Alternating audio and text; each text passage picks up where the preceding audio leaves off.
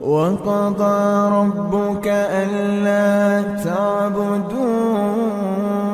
إلا إياه وبالوالدين إحسانا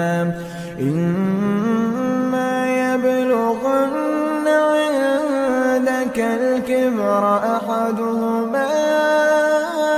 أو كلاهما فلا تقل لهما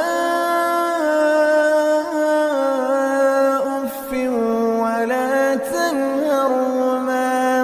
وقل لهما قولا كريما واخفض لهما جناح الذل من الرحمة وقل